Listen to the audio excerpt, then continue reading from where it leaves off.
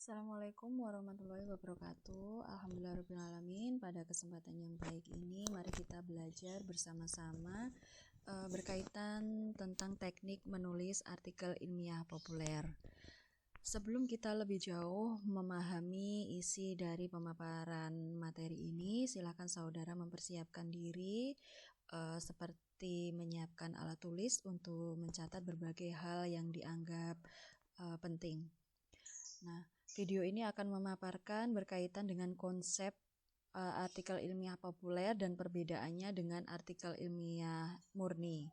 Selanjutnya dipaparkan berkaitan dengan kendala penulis dalam menyusun artikel ilmiah, kemudian langkah-langkah dalam menyusun artikel ilmiah populer, beserta nanti teknik-teknik menyusun kalimatnya, kemudian manajemen waktu dalam menulis, dan kiat-kiatnya untuk menyelesaikan melalui kerangka penulisan artikel ilmiah populer. Baik, langsung saja. Bismillahirrahmanirrahim. Mari kita belajar bersama. Semoga materi yang akan kita dapatkan hari ini bisa saudara serap dengan baik. Perlu kita ketahui bahwa penulisan artikel ilmiah saat ini itu merupakan suatu tuntutan atau kewajiban gitu ya bagi mahasiswa. Sebelum menyandang gelar sarjana, saudara nanti diwajibkan untuk mewujudkan hasil penelitiannya dalam bentuk artikel ilmiah yang dimuat di jurnal ilmiah atau dipublikasikan dalam proceeding hasil seminar yang dapat diakses melalui internet. Hasil karya tulis ilmiah saat ini itu merupakan wujud legitimasi keintelektualitaan akademik seorang sarjana.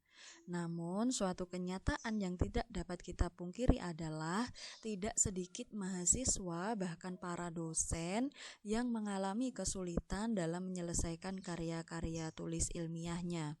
Oleh karena itu, dosen atau mahasiswa membutuhkan kegiatan semacam workshop gitu ya, atau lokakarya kepenulisan artikel ilmiah agar konsentrasi untuk menulis artikel ilmiah dapat terwujud.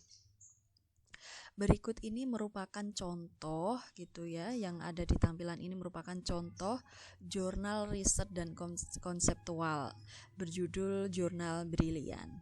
Ini merupakan jurnal milik UNU Blitar yang sudah Sinta 3.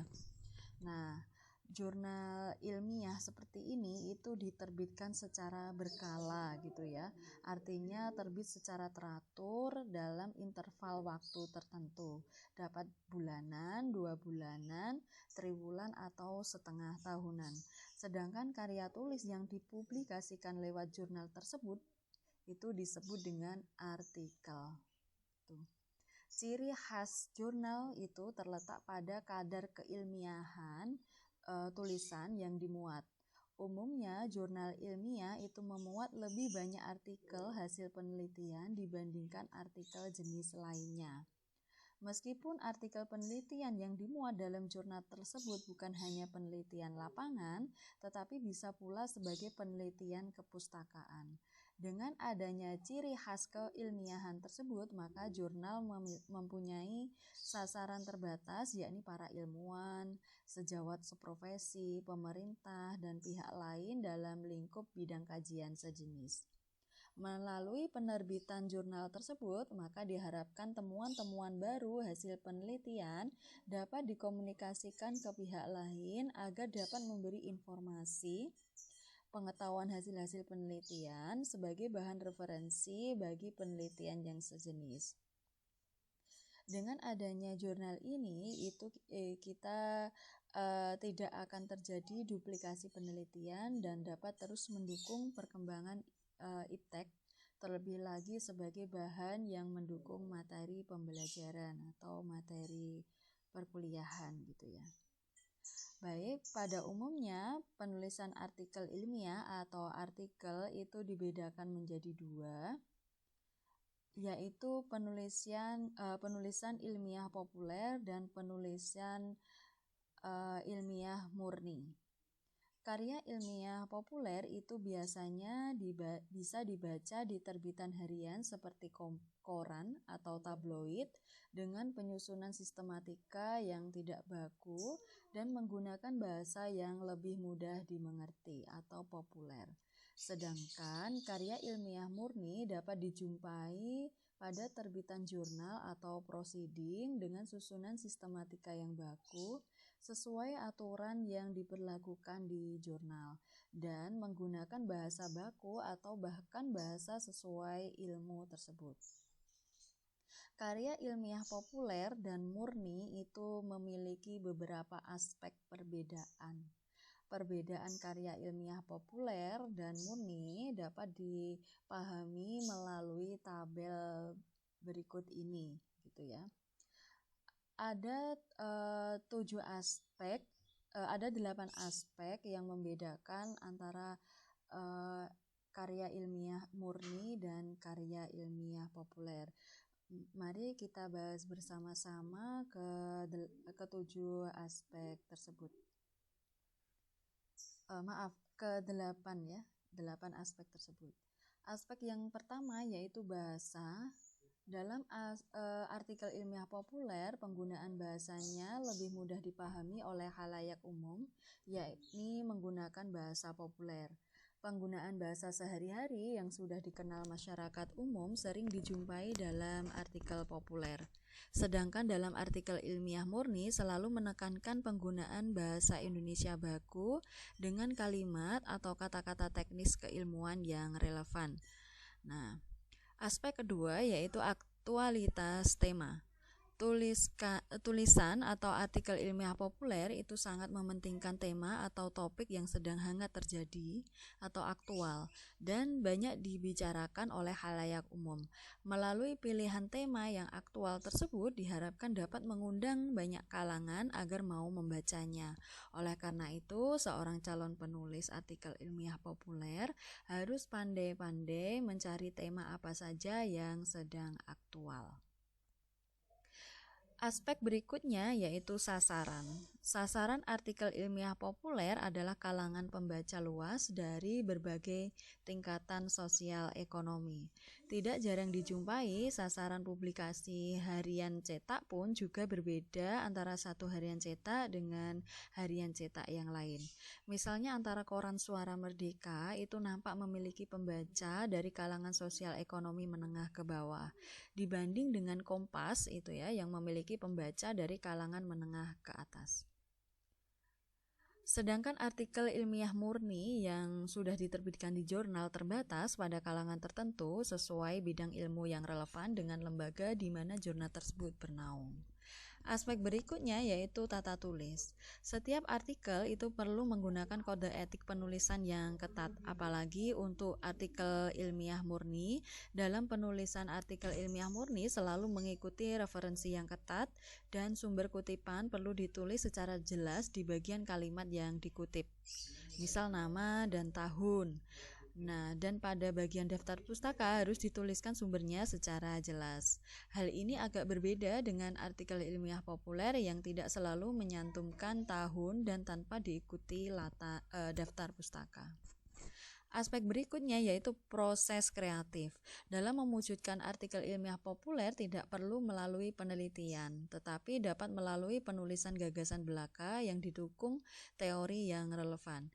Gagasan akan semakin beragam jika diperkaya melalui pengalaman maupun pengamatan-pengamatan. Penulis artikel ilmiah populer hanya perlu meluangkan waktu untuk menuangkan gagasan-gagasannya secara runtut. Penulisan ilmiah murni pada umumnya dilalui melalui kegiatan penelitian. Setidak-tidaknya karya tulis ilmiah murni melalui kajian pustaka yang mendalam. Hasil penelitian tersebut disusun dalam wujud format artikel. Aspek berikutnya yaitu aspek tujuan. Penulisan artikel ilmiah murni adalah untuk mengembangkan muatan ilmu, yakni melalui penginformasian hasil-hasil penelitian yang diharapkan menjadi referensi bagi penelitian-penelitian selanjutnya. Sedangkan artikel ilmiah populer itu lebih menekankan pada penginformasian suatu fenomena yang sedang aktual dan sekaligus memperkaya perspektif serta gagasan dari fenomena tersebut. Aspek wahana publikasi. Publikasi artikel ilmiah murni pada umumnya dalam bentuk jurnal ilmiah, laporan penelitian atau buku proceeding gitu pada kalangan akademisi atau lembaga-lembaga penelitian. Sedangkan artikel ilmiah populer pada umumnya dipublikasikan melalui terbitan-terbitan umum seperti surat kabar, tabloid, majalah maupun buku yang lebih mudah dijumpai. Pada aspek sistematika, artikel ilmiah murni itu selalu menggunakan aturan baku sesuai dengan format yang sudah ditentukan redaksi jurnal. Ketentuan tersebut dapat dijumpai pada halaman bagian dalam cover belakang jurnal gitu ya. Sedangkan artikel ilmiah populer itu bersifat fleksibel dan tidak memiliki aturan baku. Sistematika dalam artikel ilmiah populer lebih mementingkan penyajian yang menuntun pembaca untuk lebih mudah mencerna isi tulisan si penulis. Baik, mari kita selanjutnya memperdalam pemahaman kita untuk menulis fokus pada penulisan artikel ilmiah populer. Nah, sebuah karya tulis ilmiah populer itu pada umumnya dijumpai atau diterbitkan di media cetak ya, di media cetak harian gitu ya, misalnya koran. Sistematika karya ilmiah populer itu tidak memiliki format baku, jadi bersifat fleksibel, asal runtut gitu ya, dan mudah dipahami. Seperti yang sudah dijelaskan gitu ya, penulisan artikel ilmiah populer itu pasti berbeda dengan penulisan artikel ilmiah. Penulisan artikel ilmiah itu syarat dengan kaidah-kaidah ilmiah yang harus diperhatikan oleh penulis. Nah, sedangkan pada penulisan artikel ilmiah populer, baik isi, kebahasaan maupun format, itu tidak ada kaidah khusus yang harus diikuti. Semua tergantung dari perspektif dan gaya si penulis. Nah, mari kita berkonsentrasi nih untuk mempelajari bagaimana sebenarnya cara kita untuk menulis karya ilmiah yang populer. Nah, namun sebelum itu perlu kita sadari ya bahwa terdapat berbagai kendala yang sering dihadapi penulis berkaitan dengan penulisan karya ilmiahnya, termasuk karya ilmiah populer. Permasalahan yang dihadapi itu antara lain berupa kendala tentang waktu, yakni kesibukan dalam menunaikan tugas-tugasnya sehingga waktu khusus untuk menulis menjadi sempit. Kendala kedua, penulis biasanya kurang adanya kemauan atau greget untuk menulis. Kendala berikutnya yaitu sulitnya menemukan ide atau bahan untuk menulis. Nah, penulis itu biasanya juga sulit untuk menentukan apa dan kapan untuk memulai menulis gitu. Nah, kendala-kendala tersebut sekiranya bisa kita atasi bersama gitu ya. Sebagai penulis ilmiah populer pada umumnya daya dorong untuk menulis adalah muncul dari keprihatinannya terhadap suatu hal yang sedang terjadi. Masalah atau fenomena sosial, politik maupun ekonomi, baik di suatu daerah maupun secara luas di lingkup nasional gitu ya, itu dapat mendorong seseorang untuk menulis artikel ilmiah populer.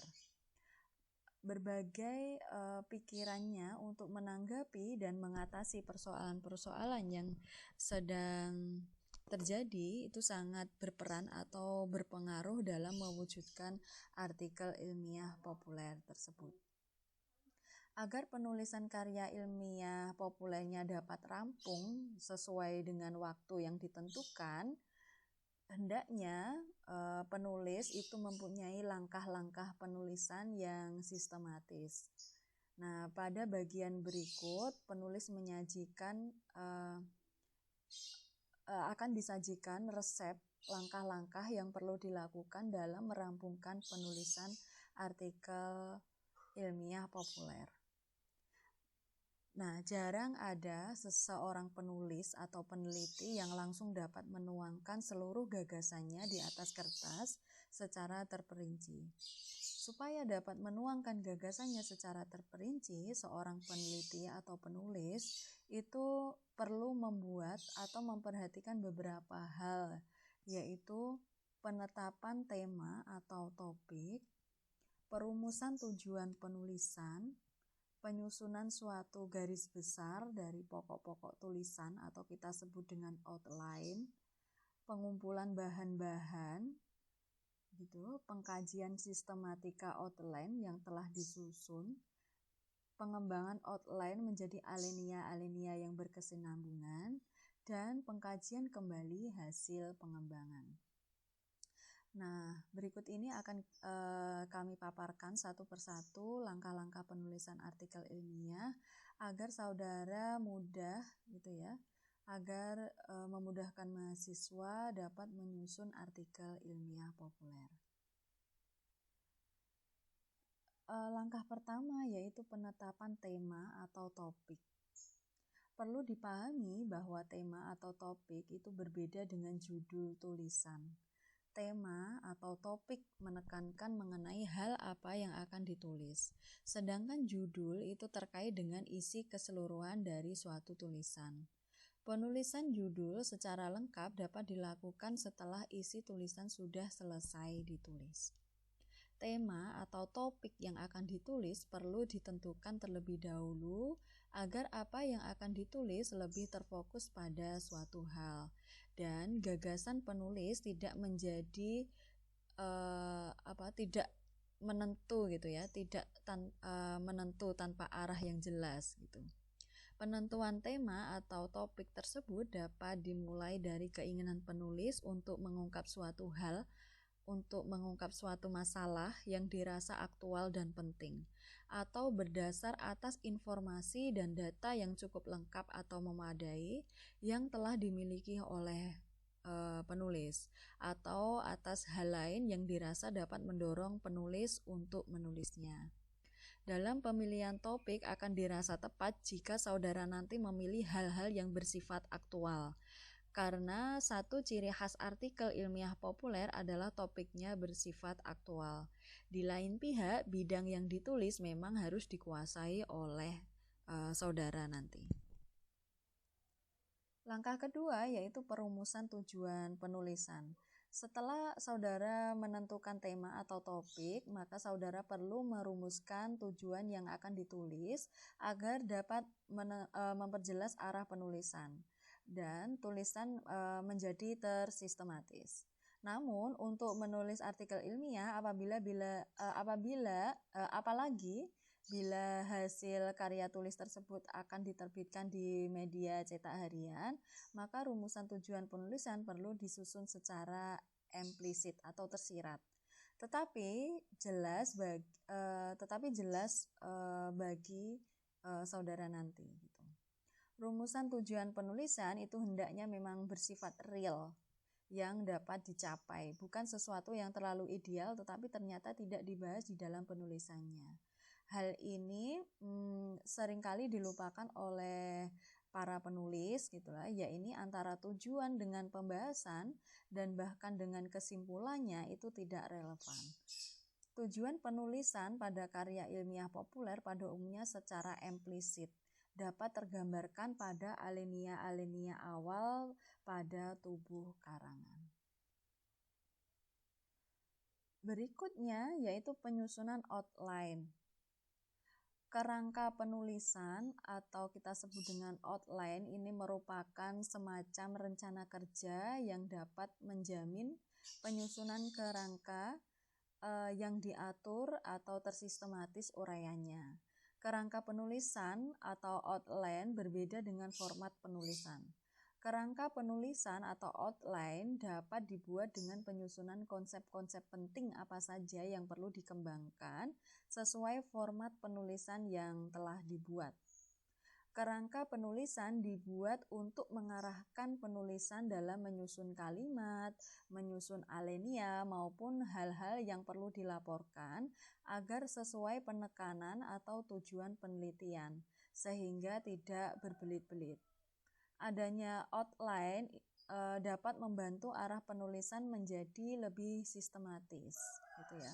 Kerangka penulisan itu dapat dipakai ketika memeriksa dalam sekejap pandangan hubungan antara satu bagian dengan bagian yang lain dan antara gagasan utama dengan gagasan tambahan selama usaha saudara nanti menulis.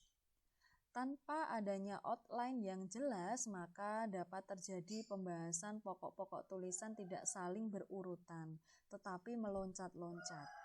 Pembahasan yang di depan tidak relevan dengan pembahasan berikutnya. Pembahasan di alinea belakang kembali lagi sesuai yang di depan. Begitu seterusnya. Jadi akibatnya outline ini dapat memudahkan saudara untuk membahas pokok-pokok tulisan sehingga runtut. Saudara nanti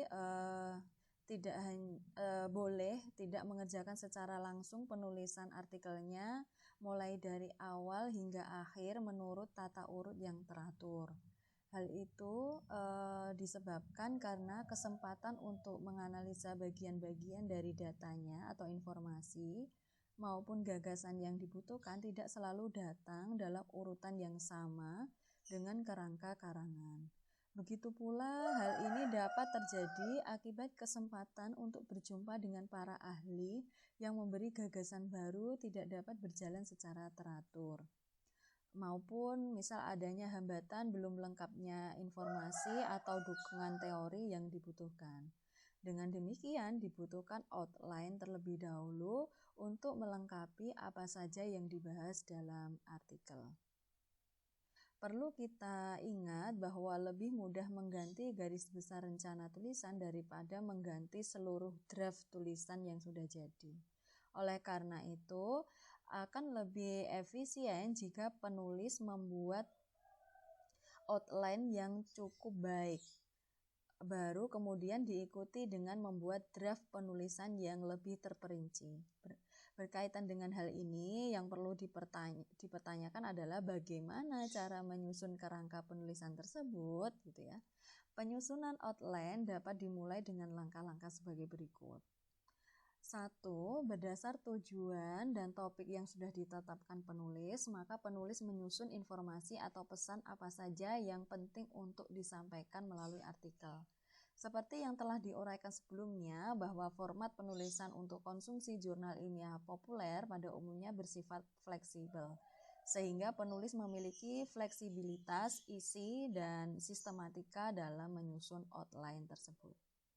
Kedua, saudara perlu merinci pada setiap poin atau pesan penting ke dalam sub-rincian yang saling berkaitan. Ketiga, saudara perlu menyisipkan data atau informasi penting atau teori yang mendukung pada bagian rincian tersebut. Nah, berikut ini merupakan bagian penyusunan secara sederhana format langkah penulisan karya ilmiah artikel. Nah, ini merupakan langkah pengembangan outline. Yang pertama, data dikumpulkan menggunakan alat pengambilan data, gitu, atau instrumen, antara lain berupa saudara bisa menggunakan teknik tes, angket, interview, observasi, dokumenter, gitu ya. Dalam artikel pendidikan itu dapat menggunakan salah satu variasi dari metode pengambilan data tersebut. Nah, berikut ini ya alurnya, berarti bisa dimulai dengan penentuan topik dan tujuan penulisan, kemudian ke penyusunan outline, kemudian pengumpulan data, pengkajian dan pengembangan hasil outline, baru saudara menulis gitu ya, berdasarkan hasil analisa dan pembahasan, barulah finishing tujuan. Nah, begitu ya. Berikut ini merupakan contoh outline artikel ilmiah populer. Nah, outline ini memiliki topik pengubahan paradigma pendidikan. Tujuan penulisannya itu yaitu menyampaikan gagasan perlunya pendekatan humanistik dalam implementasi pendidikan di Indonesia. Adapun outline-nya disusun sebagai berikut. Yang pertama mengupas ini di outline ini mencakup 3 hal. Yang pertama adalah masalah pendidikan belakangan ini gitu ya. Kemudian yang kedua itu memaparkan perubahan pendekatan ke arah pendekatan humanistik. Ketiga, adanya upaya guru dan sekolah dalam pendekatan humanistik. Pada setiap sub ini, saudara bisa memecah kembali menjadi sub-sub bab gitu ya, agar lebih terfokus. Nah, saudara nanti bisa menindaklanjuti dengan mencari informasi dan teori-teori yang mendukung isi tulisan. Gitu ya, sambil mengkaji susunan outline dan dengan dukungan teori yang sudah dikumpulkan, saudara sudah dapat mengembangkan outline ke dalam suatu tulisan alinea demi alinea. Hasil susunan alinea tersebut merupakan wujud pembahasan. Gitu ya. Baik, langkah selanjutnya yang dapat dilakukan oleh peneliti yaitu mengumpulkan bahan-bahan. Sebagai upaya untuk membekali mahasiswa dalam menulis karya ilmiah populer, maka diharapkan saudara nanti telah memiliki bekal permasalahan atau topik yang akan ditulis beserta referensinya. Bahkan saudara telah mengumpulkan dan mentabulasi data. Berbagai data atau informasi yang sudah ditabulasikan sesuai kebutuhan atau tujuan penulisan merupakan bahan baku untuk menuliskan karya tulis ilmiah dalam wujud artikel. Saudara akan dapat menemukan kendala bila belum memiliki bahan baku yang cukup untuk memulai penulisan. Oleh karena itu, sangatlah diharapkan saudara sudah mencapai pada tahap pengumpulan dan pentabulasian data sebelum memulai penulisan. Jika fakta-fakta mengenai masalah sosial yang akan ditulis sudah dianggap cukup atau cukup terkumpul, maka saudara dapat memulai penulisannya. Namun sebaiknya fakta atau informasi atau teori yang dikumpulkan hanya sesukupnya saja, tidak terlalu banyak. Terlalu mampatnya bahan-bahan yang dikumpulkan tersebut justru dapat membingungkan atau bahkan sebagai penyebab overstress karena pada akhirnya tidak dapat menyelesaikan keseluruhan penulisan karya ilmiahnya. Nah, berkaitan dengan hal tersebut, saudara nanti sebaiknya menuliskan karangan-karangan kecil atau sedang yang memuat analisa dari bagian-bagian tertentu dari datanya. Karangan-karangan penulisan serupa itu disebut penulisan sebagian atau interim report. Pekerjaan membuat analisa mengenai bagian-bagian yang terbatas dari datanya dan menulis penulisan interim ini bukan pekerjaan terbuang karena usaha ini juga akan membantu analisa dari masalahnya sebagai keseluruhan. Penulisan-penulisan interim ini dengan sedikit perbaikan akan dapat juga dipakai sebagai bagian-bagian dari keseluruhan tubuh tulisan. Langkah selanjutnya, saudara perlu melakukan pengkajian sistematika outline. Outline yang sudah disusun itu perlu dikaji kembali saling keterkaitannya sehingga menjadi suatu bahan garis besar tulisan yang saling berkesinambungan. Selain itu, sistematika penulisan juga perlu menjadi perhatian utama penulis sehingga menjadi suatu bahan yang mudah dipahami oleh pembaca. Kesinambungan ini bukan hanya dilihat dari pokok-pokok yang akan ditulis, tetapi juga ditinjau dari ketersediaan data, informasi, atau teori yang telah dikumpulkan. Nah, setelah itu barulah kita mengembangkan kerangka penulisan. Sesuai dengan kerangka penulisan yang telah disusun, maka data atau informasi yang diperlukan dan telah dikumpulkan perlu disajikan atau dideskripsikan serta dianalisa atau diwujudkan dalam bentuk pengkalimatan mengenai isi atau makna data tersebut. Agar dapat dilakukan dengan mudah, seleksi terlebih dahulu data atau informasi yang memang sangat relevan dan mendukung pada tujuan penulisan. Lakukan analisa pada tabel atau grafik yang dianggap penting. Saudara juga perlu memulai analisa tersebut dari yang dianggap sederhana atau yang mudah untuk dianalisa.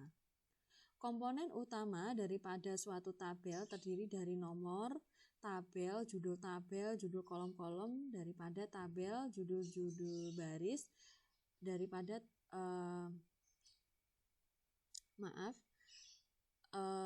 judul baris-baris, badan daripada tabel atau sel-sel yang ada di dalam suatu tabel atau footnote untuk menunjukkan sumber data. Data baik yang kualitatif maupun kuantitatif itu dilaporkan satu demi satu sedemikian rupa sehingga menuju ke arah suatu kesimpulan yang sering merupakan suatu pengetahuan baru. Perlu diingat bahwa pandangan atau gagasan penulis berupa suatu ulasan terkait dengan penyajian data atau informasi tersebut perlu pula didukung oleh teori atau pandangan penulis lain. Dalam hal ini, penulis perlu menerapkan kode etik penulisan yang konsekuen, misalnya dengan menyertakan nama orang beserta tahun dari sumber yang dikutip dalam tulisannya. Nah, saudara nanti perlu berlatih secara terus-menerus agar apa yang telah ditulis dapat dicerna gitu ya dengan baik, dengan mudah dan tepat oleh si pembaca. Nah, kondisi penulisan itu juga dapat mempengaruhi si penulis ya untuk menuangkan gagasannya ke dalam tulisan secara mudah dan benar. Nah, jika saudara sudah mengembangkan kerangka menjadi sebuah tulisan-tulisan, maka langkah terakhir saudara yaitu mengkaji hasil pengembangan outline. Karya tulis sebagai hasil pengembangan outline tersebut bukan merupakan hasil final, tetapi masih perlu untuk dikaji kembali terutama mengenai substansi. Penulis perlu mempertanyakan sudahkah dalam pembahasan dan penyusunan kesimpulan sesuai dengan tujuan penulisan, sudah sistematikakah tulisan tersebut, apakah kebahasaan yang digunakan akan mudah dimengerti oleh pembaca, gitu ya. Oleh karena itu, sebaiknya penulis tidak terhenti hanya pada pengembangan outline saja, tetapi tulisan tersebut perlu dikaji kembali. Nah, ketujuh langkah-langkah menulis karya ilmiah populer ini perlu saudara terapkan ya ketika memenuhi tugas akhir nanti. Nah, selanjutnya mari kita belajar bersama beberapa hal yang perlu kita pahami berkaitan dengan bagaimana kita menyusun kalimat agar efektif. Nah, seorang penulis itu memang harus mampu menguraikan pikirannya, gagasannya, dan konsep-konsep yang dimilikinya secara jelas dalam kalimat yang efektif. Suatu kalimat efektif dalam suatu tulisan itu harus mengandung kemampuan untuk menimbulkan dalam alam bayangan pembacanya suatu pengertian yang sama dan jelas gitu. Nah, menurut Kunchoroningrat, syarat utama menyusun kalimat efektif adalah tentu penguasaan bahasa yang cukup baik, yang secara terperinci berarti meliputi penguasaan kaidah-kaidah tata bahasa, penguasaan aturan-aturan bahasa, penguasaan suatu perbendaharaan kata yang ekstensif, dan penguasaan istilah-istilah ilmiah dalam ilmu yang bersangkutan dari sebuah penulisan-penulisan. Nah, itu ya. Nah, saudara nanti dalam menyusun kalimat-kalimat agar efektif, saudara perlu merangkai kalimat yang menyatakan suatu kesatuan pikiran menjadi sebuah satuan alinea. Nah, setiap halaman itu jangan hanya terdiri dari satu alinea saja. Satu halaman yang hanya terdiri dari satu alinea akan menciptakan kebosanan atau kejemuan bagi pembaca. Bahkan dapat menyulitkan pembaca dalam mencerna isi alinea tersebut. Begitu pula sebaliknya, jika satu alinea yang terdiri dari satu atau dua kalimat saja juga dapat menjenuhkan pembaca. Apakah ukuran yang tepat bagi panjang pendeknya suatu alinea sehingga paling cocok atau paling enak untuk dibaca? Suatu alinea itu merupakan suatu kesatuan uraian yang kompak, sebaiknya berisi sekitar 5 kalimat. Suatu kesatuan uraian dalam satu alinea harus mempunyai suatu pokok atau subjek yang dapat dirumuskan dalam suatu kalimat utama pada awal alinea atau pada akhir alinea. Suatu rangkaian alinea-alinea yang secara logis erat berhubungan sekitar suatu pokok uraian yang lebih luas harus dijadikan satu ke dalam satu seksi atau bagian. Seksi-seksi tersebut merupakan bagian dari bagian atau subbagian dan seterusnya. Adapun pokok uraian dari seksi, bagian bab dan bab tadi kurang lebih cocok menurut judul-judul yang tercantum dalam kerangka penulisan yang merupakan pedoman dari pengarang sejak permulaan ia menulis penulisannya. Nah, kalau kita sekarang sudah belajar berkaitan dengan tips menyusun kalimat, berikutnya adalah bagaimana kita bisa memanfaatkan waktu menulis dengan baik.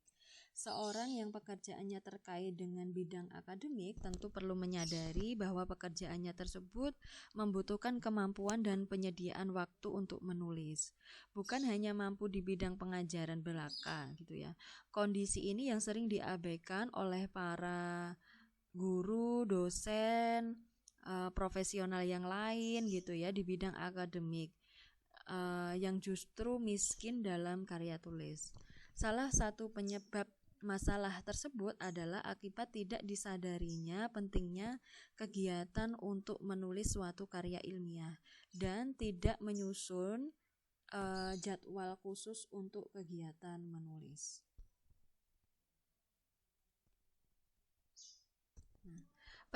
Penjadwalan dan penggunaan waktu untuk menulis merupakan hal yang penting bagi guru, dosen, bahkan mahasiswa, apalagi bagi seseorang yang ingin menggeluti karya tulis. Ada baiknya seorang penulis juga menjadwalkan penulisannya selama 2 atau 3 jam setiap harinya untuk menulis. Pada waktu yang sengaja disediakan tersebut, saudara nanti harus berusaha sedapat mungkin tidak melakukan pekerjaan lain, bahkan tidak menerima tamu selama jadwal tersebut. Baik guru, dosen, mahasiswa maupun penulis perlu secara konsisten melakukan pekerjaan menulis sesuai dengan jadwal yang sudah dituliskan.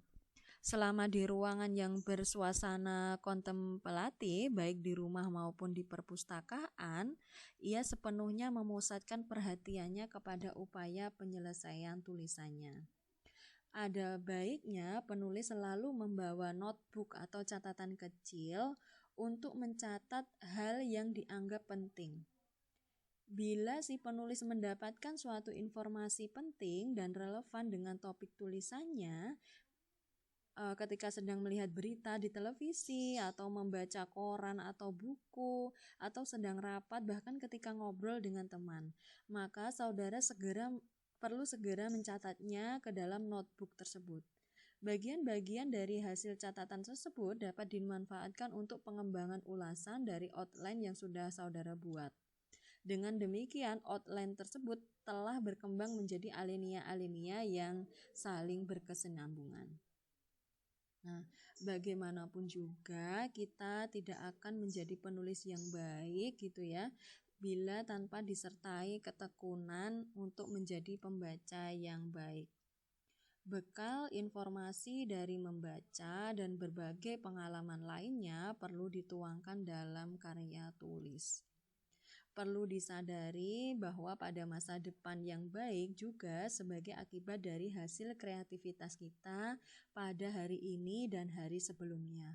Oleh karena itu, jika ingin menjadi penulis yang baik, maka segera berlatih dengan tekun untuk membuat karya tulis. Hal ini perlu diingat bahwa keberhasilan tidak akan mudah tercapai bila kita sendiri takut untuk mengalami kegagalan tersebut. Selamat mencoba dan semoga saudara berhasil menuntaskan karya tulis ilmiah populer ini pada akhir Desember ini.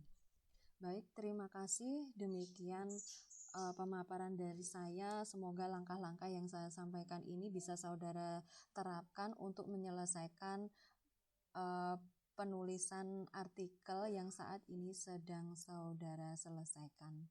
Wallahu muwaffiq ila aqwamit thoriq. Wassalamualaikum warahmatullahi wabarakatuh.